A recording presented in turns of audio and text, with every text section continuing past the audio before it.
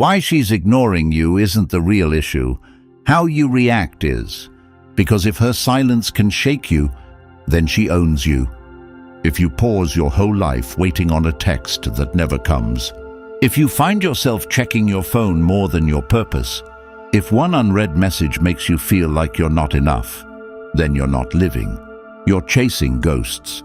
And too many people are losing themselves just to stay in someone else's life. You're not here to be one of them. You're here to wake up and walk away stronger. Comment, I choose strength, if you're ready to take back control. Number 1, do not chase. You're not losing her. You're losing your grip on yourself, and it shows every time you reach out again, hoping her silence changes into affection that never existed in the first place, and deep down you know it. But you convince yourself that maybe, just maybe, if you say the right thing or send the perfect message, you'll somehow change her mind. But all you're doing is dragging your pride through the mud for someone who already decided not to value it, because people rarely forget how you made them feel, but they quickly forget your worth when you start giving it for free. And the reason she can ignore you so easily is because you've shown her that her attention is the prize, and your value depends on her recognition, and that right there is your biggest mistake. She's not the standard, she's not the center, you are. And the second you make anyone else the center of your decisions, your emotions, and your actions, you've already surrendered the throne of your life to someone who hasn't earned it. And this is where most people fall apart. Not because of rejection, but because of the story they build around it, imagining they weren't enough, when in reality they gave too much too early to someone who never saw their value in the first place. And you know exactly what that looks like.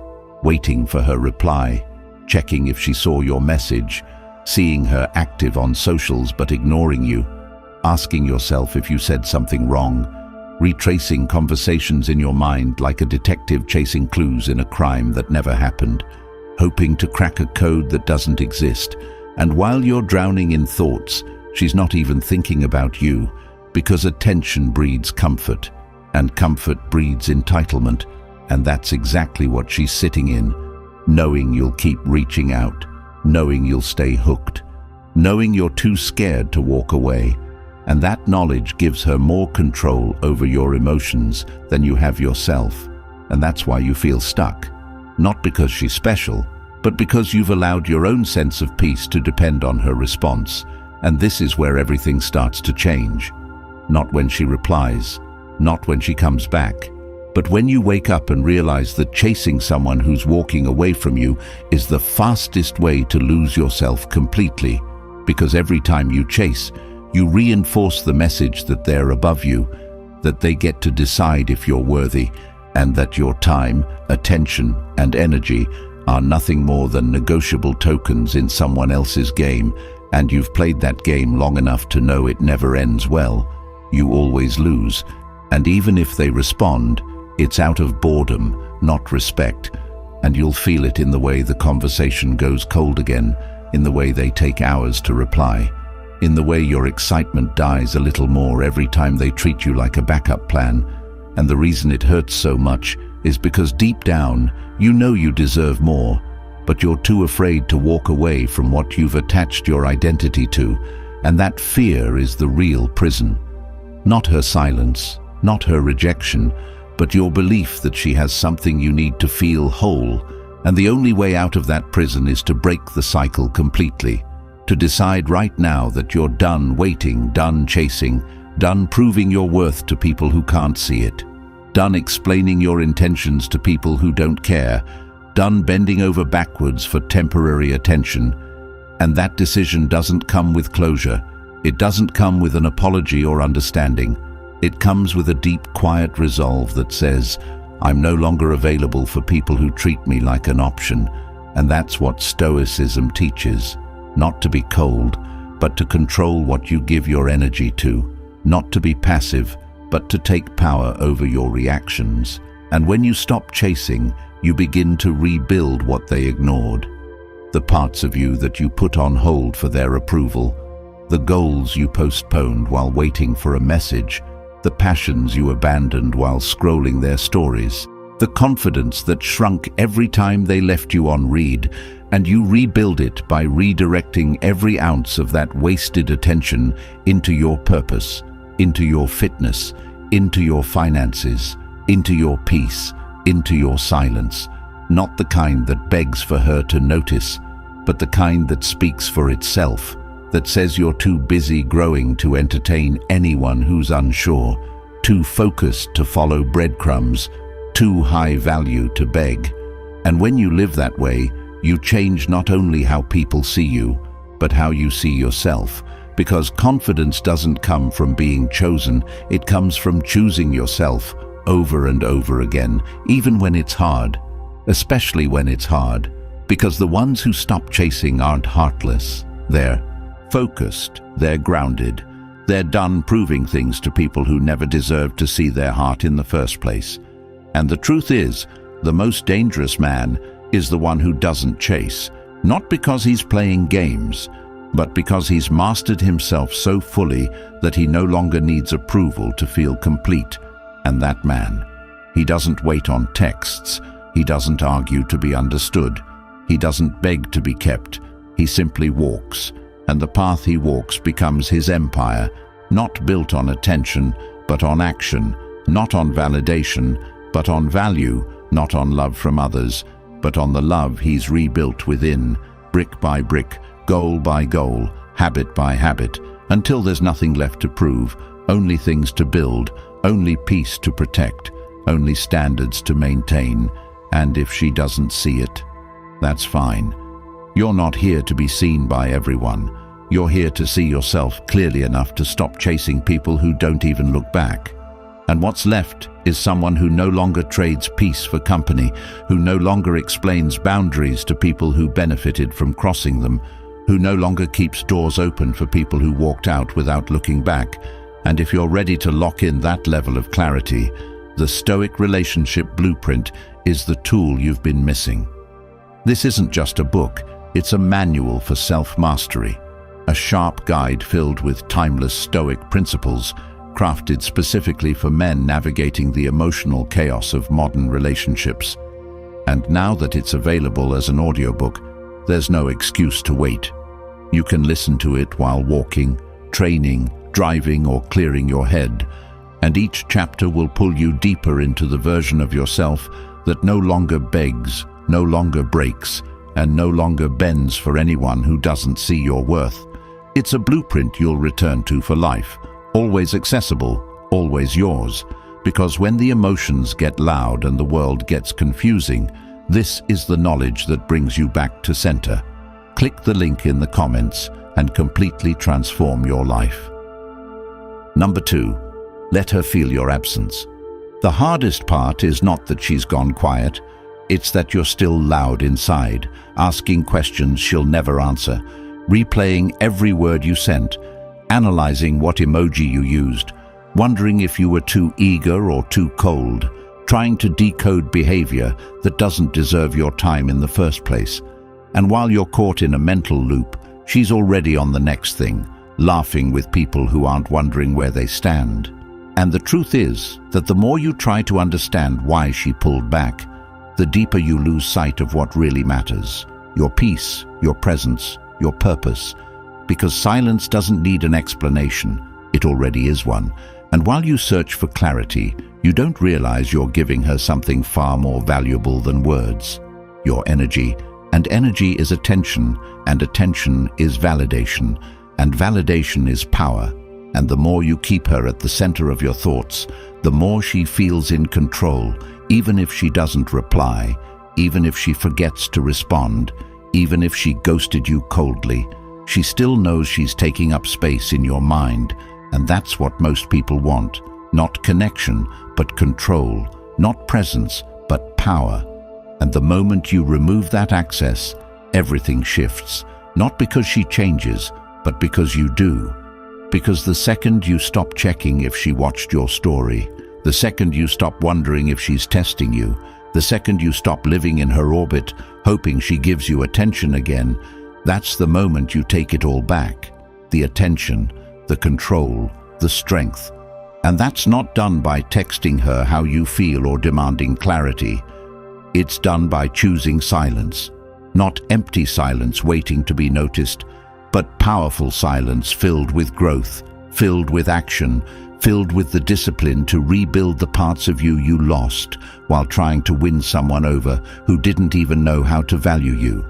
And that's where most people fail.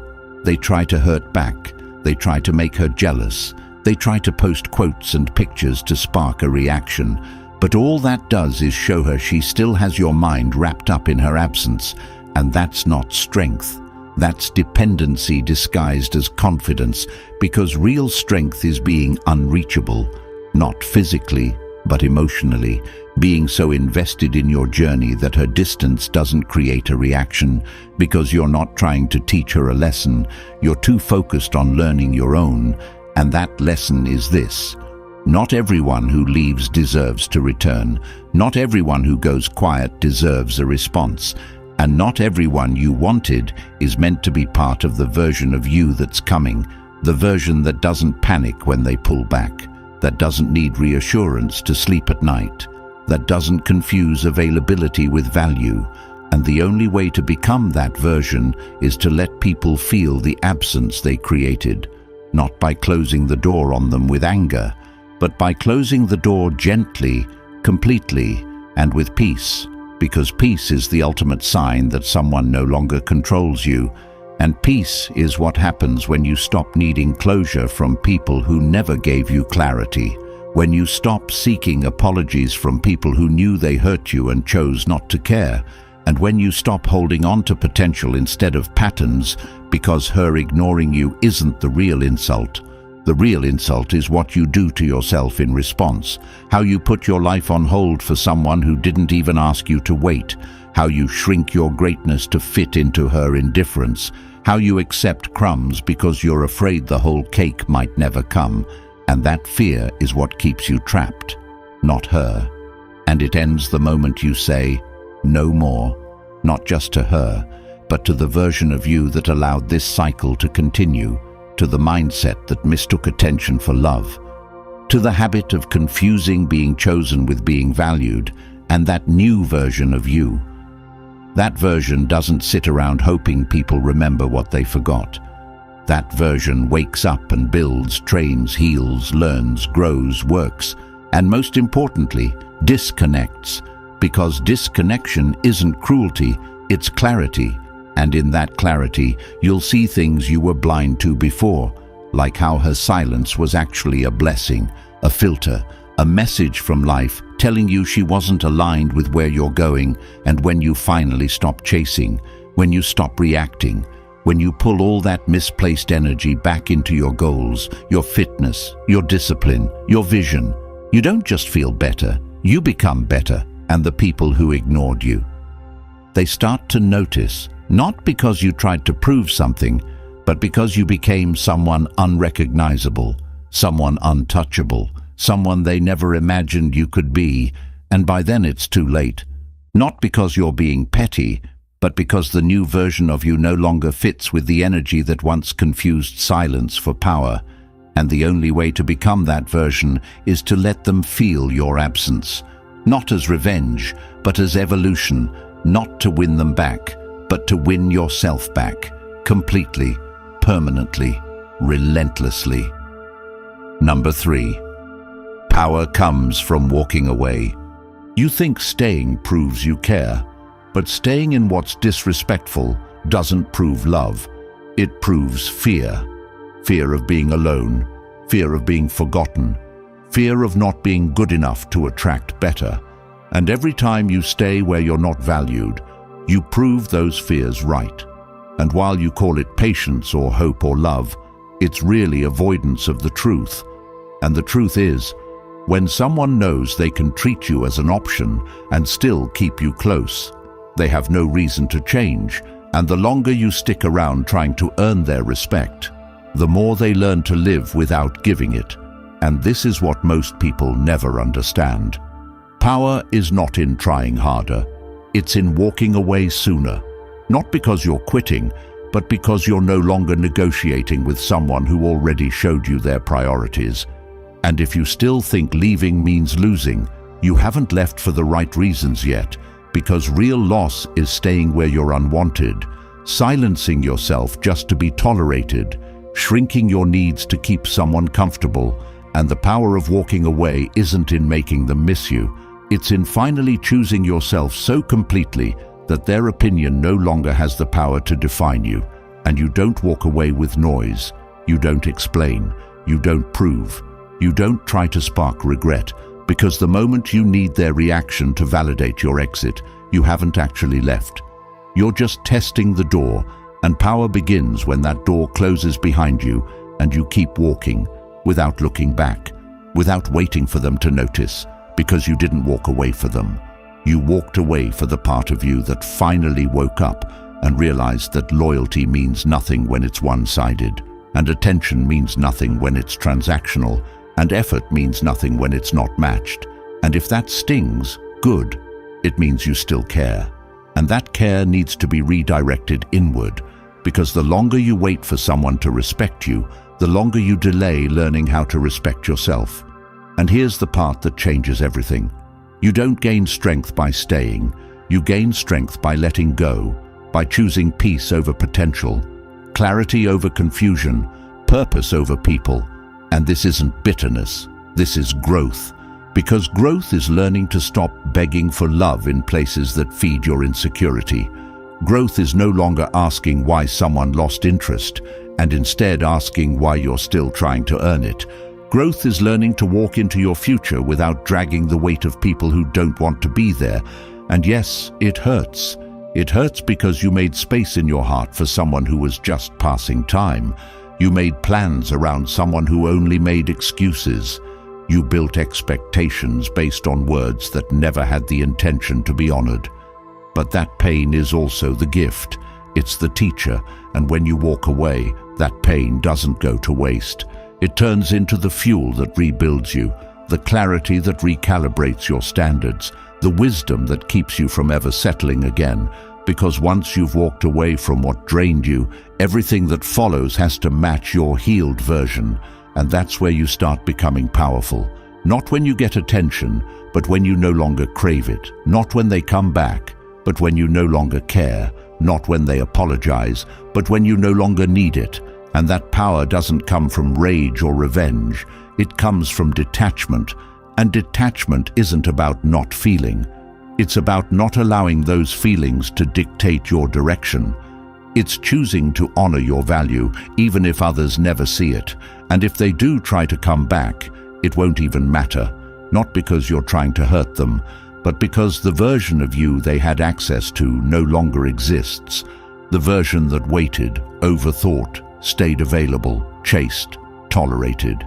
He's gone, and what's left is someone who no longer trades peace for company, who no longer explains boundaries to people who benefited from crossing them, who no longer keeps doors open for people who walked out without looking back. And if you want to feel that kind of power, the first step is simple but not easy. You stop asking what you did wrong and start asking why you let it continue. You stop trying to fix what was never yours to fix and start fixing the parts of you that allowed it. And that begins the moment you decide to walk away, not physically, but emotionally, mentally, spiritually, completely. Number 4, shift focus back to you. You've made them the main character in a story that's supposed to be about you, and the price for that is your purpose getting buried under notifications that never come. Your goals collecting dust while you refresh conversations with people who treat you like background noise. And the harsh truth is that the more you prioritize someone who isn't thinking about you, the more invisible you become to yourself, because every minute spent waiting for them is a minute lost from becoming who you were supposed to be. And this isn't about being cold or pretending you don't care. It's about finally admitting that the attention you give is the most valuable currency you have. And you've been spending it like it's worthless, handing it over for free, hoping it'll buy you affection, when in reality it's only confirming that you don't believe your time, your energy, your mind, and your presence are worth protecting.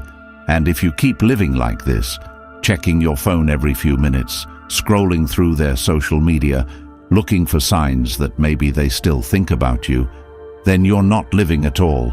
You're existing in a loop where your happiness is determined by someone else's decision to acknowledge you. And that's the most dangerous place to be, because you can't grow there, you can't build there, you can't evolve there. All you do is wait.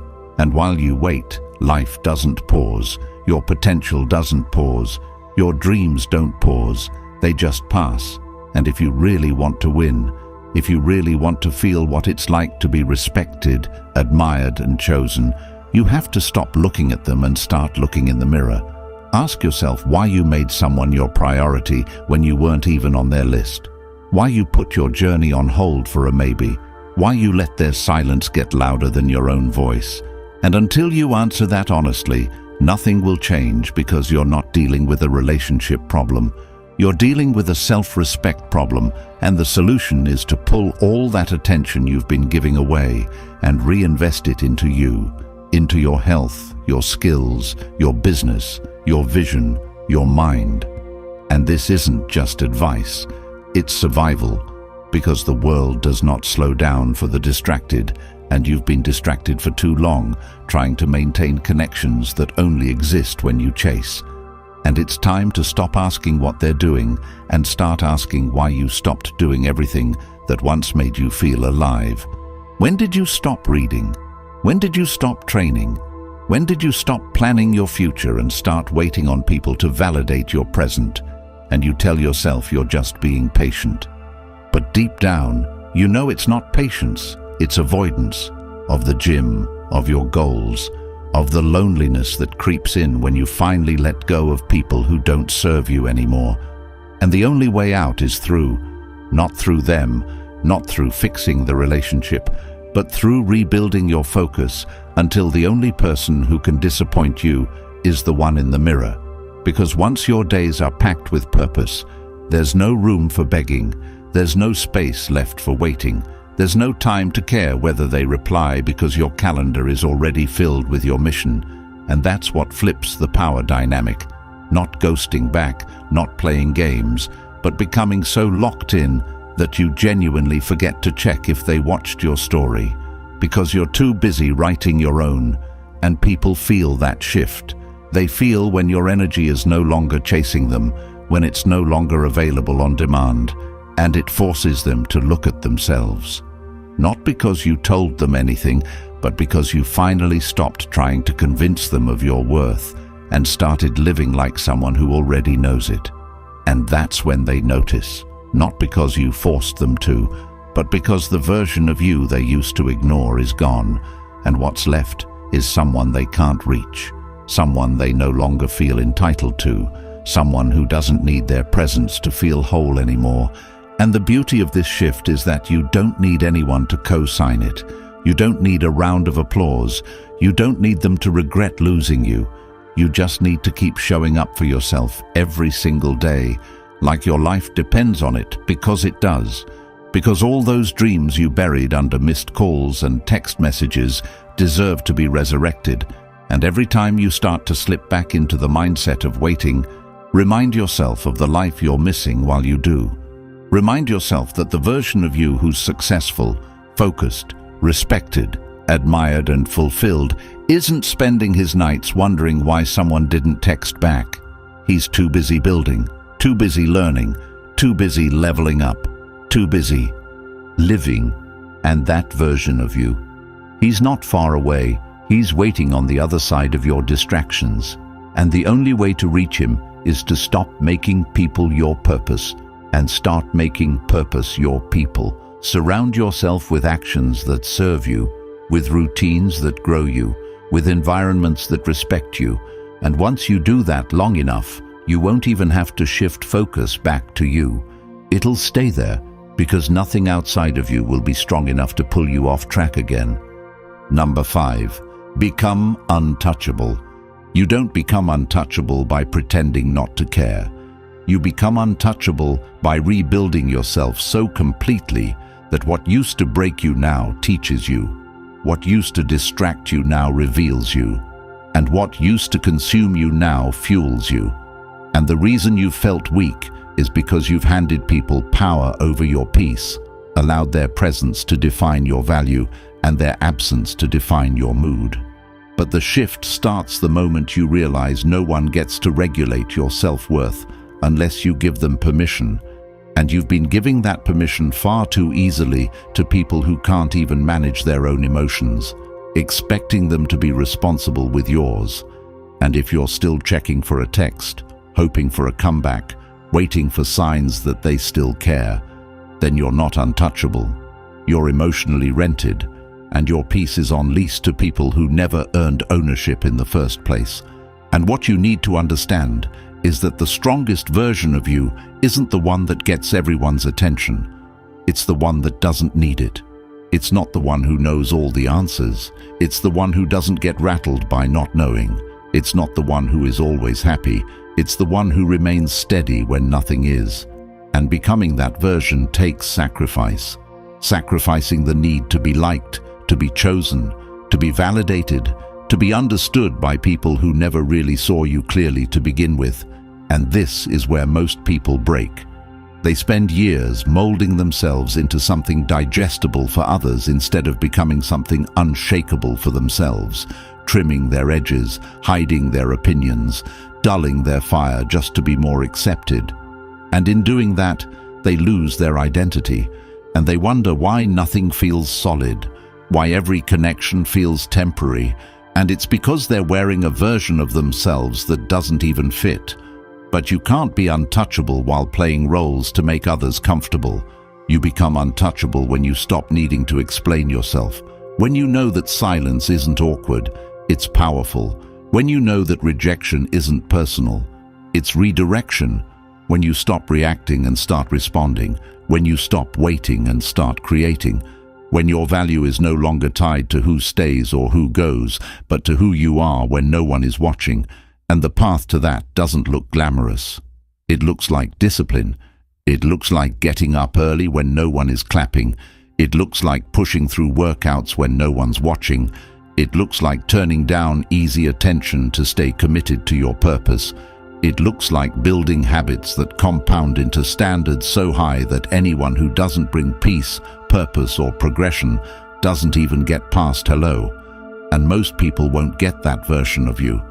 Not because you're better than them, but because you're not available for surface level anymore.